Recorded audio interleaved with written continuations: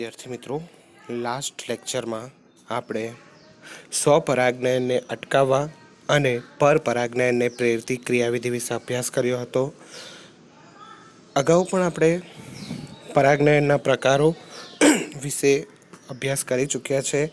આજે આપણે આવી જ એક થિયરી પરાગરજ અને સ્ત્રીકેસર બંને વચ્ચેના આંતર સંબંધો વિશેની ચર્ચા કરવાના છીએ. પરાગરજ સામાન્ય રીતે નર પ્રજનન અવયવ પુકેસરનો ભાગ છે અને સ્ત્રીકેસર એ માદા પ્રજનન તંત્રનો ભાગ છે. બંને વચ્ચેનો જે સંબંધ છે એના વિશે આપણે જોવાના છે. સામાન્ય રીતે જોઈએ તો કુદરતમાં પરાગનયનથી જ પરાગનયન એટલે પુકેસરની પરાગરજનું સ્ત્રીકેસરના પરાગાસન પર સ્થાપિત થવાની ક્રિયા. એટલે કુદરતમાં પરાગનયનની ક્રિયા દરમિયાન પરાગરજ એ તે જ જાતિના સ્ત્રીકેસર પર સ્ત્રીકેસરના પરાગાસન પર સ્થળાંતરિત થાય એની કોઈ ખાતરી હોતી નથી. કારણ તો કે પવન દ્વારા, વાહકો દ્વારા અથવા પ્રાણીઓ દ્વારા જે પરાગરજનું વહન થાય એ તે જ જાતિના પુષ્પો પર સ્થાપિત થાય એવી કોઈ પણ પ્રકારની ખાતરી હોતી નથી. દાખલા તરીકે જાસૂદના પુષ્પની પરાગરજ બીજા જાસૂદના પુષ્પના પરાગાસન પર સ્થાપિત થાય એવું મોટે ભાગે હોતું નથી. કોઈ જ કિસ્સામાં થાય છે. એવી કોઈ ખાતરી આપણે કહી શકતા નથી. આ ઉપરાંત બીજા પુષ્પની પરાગરજ પણ બીજા પુષ્પના પરાગાસન પર સ્થાપિત થાય એવું પણ બની શકે. તો આને આપણે સંગત પરાગરજ હોતી નથી એમ આપણે કહી શકીએ. ઘણીવાર પરાગરજ જો પરાગાસન પર સ્થાપિત થાય તો તે જ જાતિની હોઈ શકે અથવા તો બીજી જાતિની પણ હોઈ શકે. એ જ વનસ્પતિની હોય તો પણ પરાગાસન પર સ્થાપિત થતી નથી. કારણ તો એવી વનસ્પતિની પરાગરજને આપણે સ્વ અસંગત પરાગરજ પણ કહીએ છીએ. હવે સ્ત્રીકેસર પાસે આવી નિશ્ચિત પરાગરજને સ્વીકારવી કે ન સ્વીકારવી એને ઓળખવાની ક્ષમતા હોય છે. વિદ્યાર્થી મિત્રો, આના પર વધારે ફોકસ કરજો કે દરેક સ્ત્રીકેસર પાસે પોતાની નિશ્ચિત પરાગરજને સ્વીકારવી. હવે સ્વીકારવી એને આપણે સંગત પરાગરજ કહીએ અને અસ્વીકાર કરવો એને આપણે અસંગત પરાગરજ કહીએ છે. એવી ક્ષમતા સ્ત્રીકેસર પાસે હોય છે કે સંગત પરાગરજને એ સ્વીકારે છે અને અસંગત પરાગરજને એ સ્વીકારતી નથી. જો પરાગરજ અસંગત હોય તો સ્ત્રીકેસર એવી પરાગરજને સ્વીકારે તો છે, પરંતુ પશ્ચ પરાગનયન એટલે કે પરાગનયન પછીની જે ક્રિયા, હવે સામાન્ય રીતે પરાગનયન પછીની ક્રિયા ફલનની હોય છે. જો એક વખત પરાગરજ પુષ્પના પરાગાસન પર સ્થાપિત પણ થાય, પરંતુ જો સ્ત્રીકેસરનું પરાગાસન એનો અસ્વીકાર કરે તો પાછળની ક્રિયા એટલે કે પરાગનયન પછીની ક્રિયા ફલનની ક્રિયા, પશ્ચફલનની ક્રિયા વગેરે ક્રિયાઓને પ્રોત્સાહિત કરતી નથી. બરાબર. જો સંગત હોય તો એનો સ્વીકાર કરે છે અને ફલનની ક્રિયા આગળ જાય છે.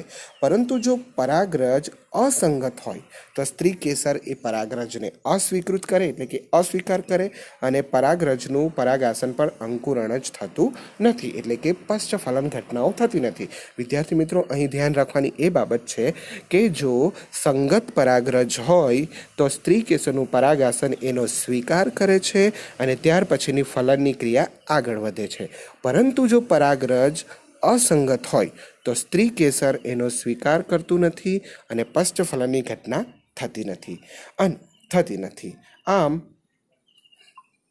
સ્ત્રીકેસરની પરાગરજને સ્વીકૃત કરવી કે અસ્વીકૃત કરવી એની આધાર પરાગરજમાં રહેલા કેટલાક રાસાયણિક ઘટકો કે જે પરાગરજની દિવાલ, તેમાં આવેલા પ્રોટીન ઘટકો અને તેમાંથી મુક્ત થતા વિવિધ જલ વિઘટિત ઉત્સેચકો પર આધાર રાખે છે.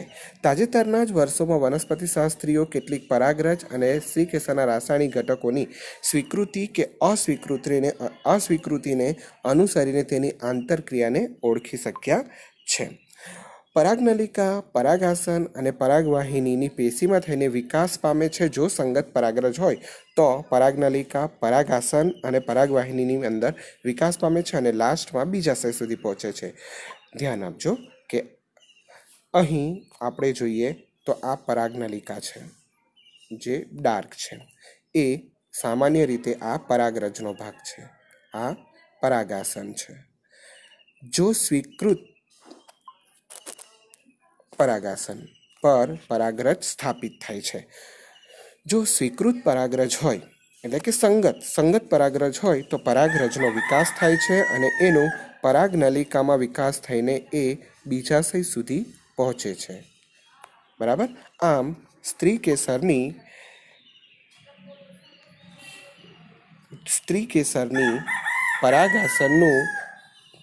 પરાગાસન એ સંગત પરાગરજ અને અસંગત પરાગરજને ઓળખે છે.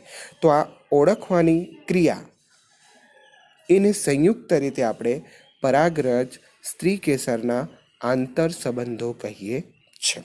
વિદ્યાર્થી મિત્રો, શોર્ટમાં ફરીથી આ થિયરી આપણે જોઈએ તો પરાગનયનની ક્રિયા દરમિયાન પુષ્પની પરાગરજ પરાગાસન પર સ્થાપિત થાય એવું કોઈ ખાતરી હોતી નથી. કાં તો સંગત હોય કાં તો અસંગત હોય. જો પરાગરજ સંગત હોય તો પરાગાસન પર સ્થાપિત થાય અને પાછળની ઘટના થાય છે.